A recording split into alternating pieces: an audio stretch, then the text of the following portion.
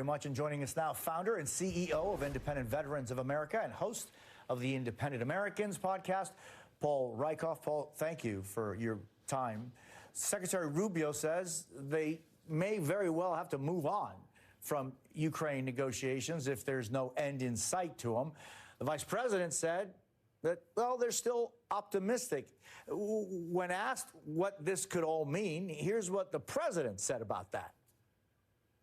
If for some reason one of the two parties makes it very difficult, we're just going to say you're foolish, you're fools, you're horrible people, and we're going to just take a pass. But hopefully we won't have to do that. No, Marco is right in saying it. We want to see it end. We'll see. I think we have a good chance of solving the problem, however. What do you make of that messaging? Jose, there's no taking a pass on the fight of our time. There's no taking a pass on defending freedom from tyranny and oppression. There's no taking a pass on the slaughter of civilians, which continues to happen. You know, this rhetoric from Rubio and Trump and Vance is shameful. It's un-American. It's a betrayal and a sellout of the Ukrainian people who just yesterday, on Good Friday, saw another attack on a civilian residential area.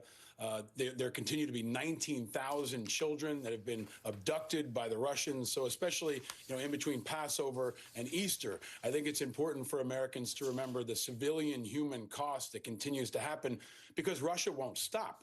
I mean, if they want to commit to peace, they can do that by stopping bombing civilians right now. They could be good faith actors. They could give Trump some kind of option here and actually stop bombing civilians.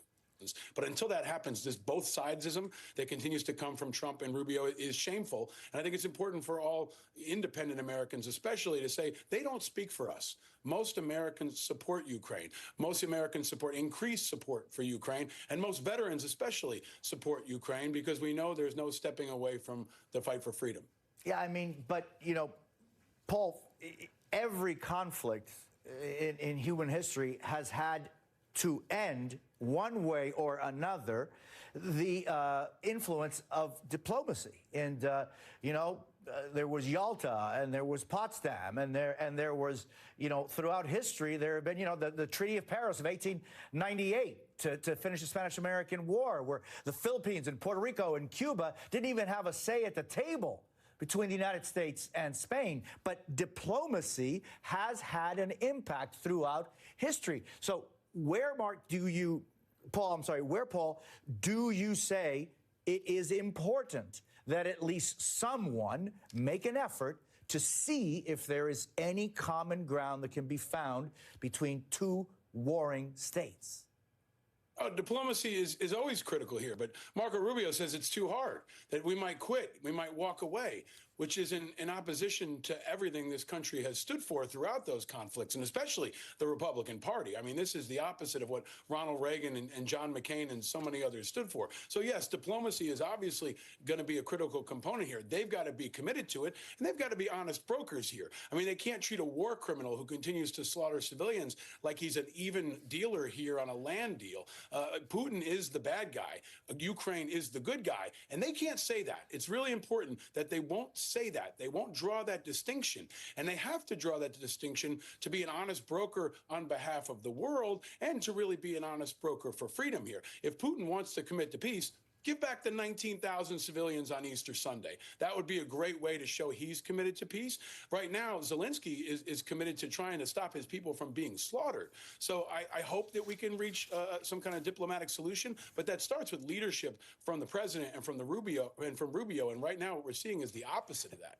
Hey, and Paul, there's a shakeup at the Defense Department this week. 3 DOD officials put on administrative leave for an investigation into the leaks. Now the AP reports the former Pentagon spokesperson who was tied to the online DEI purge was asked to resign, though he denies this, saying he offered his resignation. How do you read all of this? Chaos.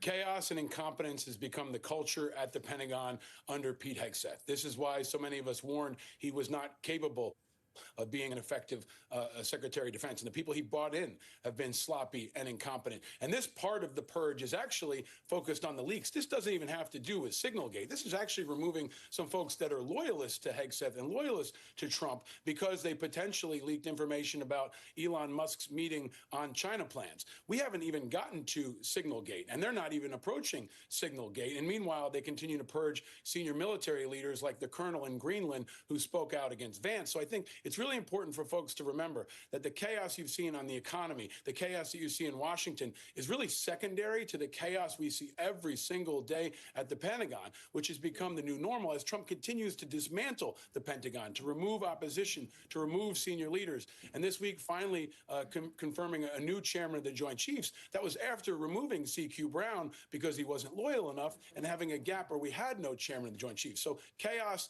tumult is unfortunately the new normal at our Pentagon. That's bad for our troops, and that has Putin and all our enemies celebrating. Paul Rieckhoff, I thank you very much. Appreciate your time. Thank you.